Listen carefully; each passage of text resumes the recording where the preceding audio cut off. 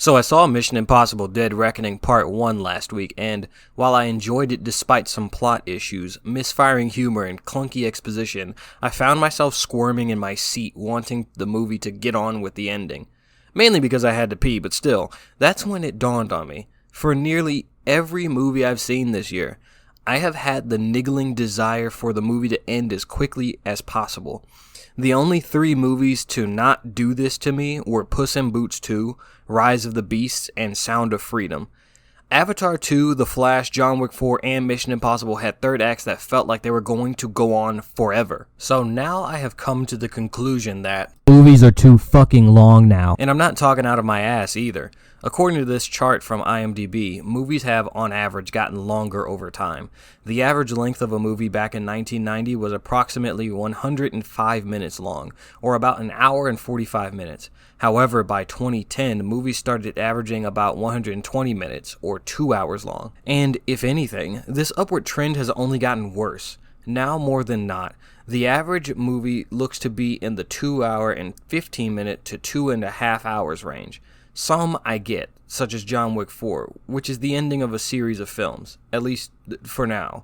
But for Christ's sake, why the fuck is The Little Mermaid remake 2 hours and 15 minutes? To see and hear what I found. Remember the swamp? Remember my song in the swamp when I was like, wham, chicka, wham, wham, chicka, wham.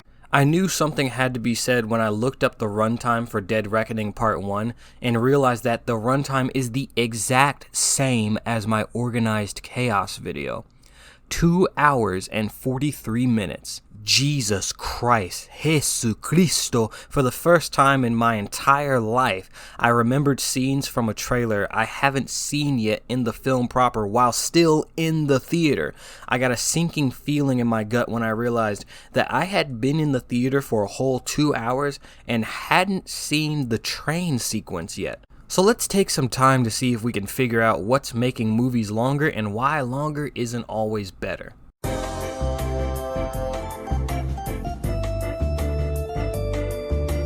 About a decade ago, movies were way leaner in their runtime and were much more efficient with their time. You could see a killer film in 90 minutes and go about your day, maybe even see a second movie. Now you have to practically ask for PTO just to go see Avengers 19 Galactus' Enema because it's going to take nearly the entire day. Since I can't even remember what happened in Avatar 2, I'm going to be using John Wick 4 as an example.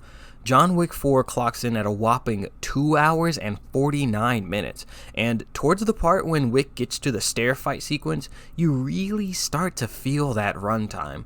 So this fight scene to get to the top of the stairs is about 3 minutes long because he has to meticulously disassemble some bad guys on the way up. What? He gets knocked down. And we're watching him fall down the stairs for nearly an entire minute? Oh no. Oh no. Welp, that's another 3-minute fight sequence we're going to have to sit through in order to see how this movie ends. This seems small, but once you start noticing moments like this that only seem to exist to make the movie longer, you'll realize that there's a bunch of bloat in these movies. From a top-down perspective, a few 6 to 7 minute moments like this happening over 5 or 6 times in a movie, that's about an extra 36 minutes. And my problem is that movies are not using those 36 minutes efficiently. For perspective, the original Little Mermaid was only an hour and 23 minutes. The Incredibles was an hour and 55 minutes, but the new Little Mermaid is again 2 hours and 15 minutes. You go back and watch The Incredibles and you'll see a tightly written, jam-packed, and efficient script that simultaneously leaves you satisfied while also wanting more. Just like me. For example, the scene where Bob thinks his wife and children are dead is a phenomenal scene that conveys so much information in such a brief amount of time, showing Bob's moral compass, Mirage's second thoughts about Syndrome, and Syndrome's callousness. All of this is necessary information for the plot, and none of it can be or should be removed. Now granted, I think back on Mission Impossible 7, and I'm struggling to come up with a scene that could have been cut to make the movie shorter, but that is the exception. Another long, slimy, smelly, gross turd of a movie called Wakanda Forever has an entire plotline that could have been removed.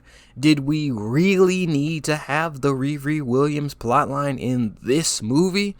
We were already dealing with the death of T'Challa and Chadwick Boseman, Namor, and the Talokanil. We're also dealing with Shuri's appetite for vengeance that suddenly gets introduced in the third act after her mother is killed. Wakanda Forever really wanted to be that dramatic, epic tragedy on the level of Hamlet or Macbeth or something, but it fails on every level because it's an unfocused mess that wants to pay homage to Chadwick, set up like 6 Disney Plus shows, and also introduce a new power player in the MCU, and they still managed to shortchange us on important character writing. Where was Namor during the blip? What is his perspective on it? Why is Shuri just now trying to recreate the purple power flower at the last minute when she needs to save T'Challa? Why did she hold off on recreating it again until she was absolutely desperate for it? How does Shuri actually feel about seeing Killmonger in the ancestral plane instead of the rest of her family? How does Shuri feel about possibly being the next Black Panther? How do Shuri and Okoye feel about Riri killing a whole squad of cops without remorse? And what the fuck does M'Baku feel about anything in this movie? The way you can fill a 2-hour and 41-minute movie with too much and not enough at the same time has to be an art form for you, Disney. This is the equivalent of my Organized Chaos video or Mahler's Unbridled Rage series, but instead of actual analysis and actual substance, we just made poopy fart jokes and teased future projects we're working on for half of the runtime. I think Hollywood screenwriters have forgotten the phrase all killer, no filler. Here's what I mean by that as a writer myself. Do you really think the writers of these movies actually sat down, looked over their screenplay, picked scenes that didn't add anything to the plot, and removed them? When scenes like this exist? I don't think so. Nearly 3 minutes of CGI buildings underwater and shit just so Namor can tell Shuri that he needs to kill Riri. The idea behind this scene was to have Namor show Shuri what he's fighting for, but this could have been accomplished in a quarter of the time. Avatar 2 is also notorious for this heinous shit. As a writing tip, when writing a scene, ask yourself, what does this add to the story? Does it build the characters up?